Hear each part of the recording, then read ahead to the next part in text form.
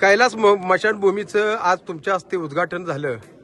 खरं ही कोरेगावच्या दृष्टीने कौतुकास बाब जरी असली तरी नेमका खर्च या मशानभूमीसाठी किती झालाय?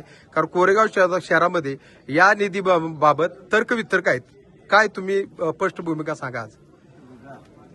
मी कोरेगाव शहरावर एवढं प्रेम आहे की त्याच्यात आम्ही निधीचा किती लागला आणि काय लागला ह्याचा विचार केला नाही. लागेल तेवढा निधी दिलाय आणि चांगली स्मशानभूमी बांधलेली आहे.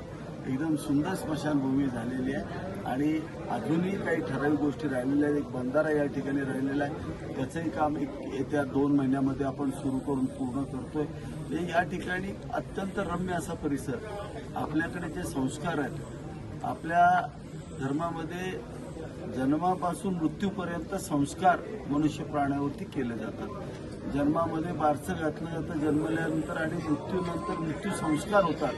मग आपण पाहिलं की आज या कोरेगाव शहराची लोकसंख्या ही फार मोठी लोकसंख्या आहे. साधारणतः 42,000 लोक या शहरामध्ये राहतात. यामध्ये हिंदू राहतात, मुस्लिम राहतात, मोठ्या प्रमाणावरती राहतात. मग सगळ्या समाजांना या ठिकाणी स्मशानभूम्या मिळाल्या पाहिजेत याची भूमिका आम्ही मागच्या निवडणुकीच्या वेळेला मांडली होती. त्यामध्ये 2 हिंदू स्मशानभूमी आहेत. त्यातली ही एक स्मशानभूमी आहे आणि पलीकडे मार्केट कमिटीची एक स्मशानभूमी आहे. दोन्ही स्मशानभूमींना प्रचंड निधीला. त्याचबरोबर मुस्लिम समाजाची दफनभूमी, ज्या ठिकाणी दफन होतं नागपूरच्या तिथं, त्याही ठिकाणी आपण प्रचंड निधी दिला. हे शेवटचा संस्कार हा व्यक्तीचा व्यवस्थित झाला पाहिजे एवढ्या एका उदात्त हेतूने आज आपण या ठिकाणी काम केलं. अरे कोणत्या फंडातनं दिला आणि या कैलास मशानभूमीमध्ये सुविधा काय निर्माण करून दिल्या त्याबाबत माहिती द्या. स्मशानभूमीचा निधी हा राज्य सरकारच्या नगरविकास विभागाचा निधी आपण या ठिकाणी आणला. सुविधा काय उपलब्ध करून दिल्या याबाबत? या ठिकाणी सगळ्या प्रकारच्या सुविधा, अगदी त्याचं दहनापासून ते 10व्यापर्यंतच्या सर्व सुविधा या ठिकाणी. पाणी उपलब्ध आहे, सगळं उपलब्ध आहे, सगळं व्यवस्थित करून दिलं आहे. शिवाय आपण एका एजन्सीला या ठिकाणी कॉन्ट्रॅक्ट देणार आहे आणि त्या एजन्सीच्या माध्यमातून त्याची देखभाल दुरुस्ती होणार आहे आणि शिवाय लोकांना काय लागेल ती मदत आमच्या नगरपालिकेची मार्फत त्या ठिकाणी केली आहे. तुम्ही सुंदर प्रकल्प या मतदारसंघामध्ये तयार करून देत आहात, तुमचं अभिनंदन. पण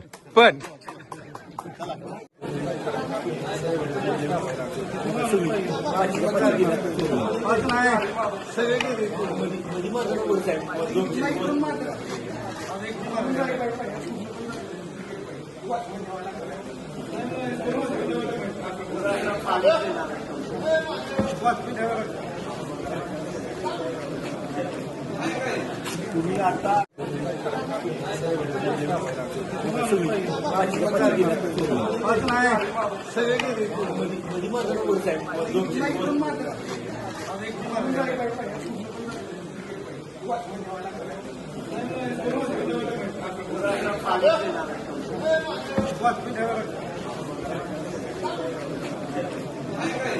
तुम्ही आता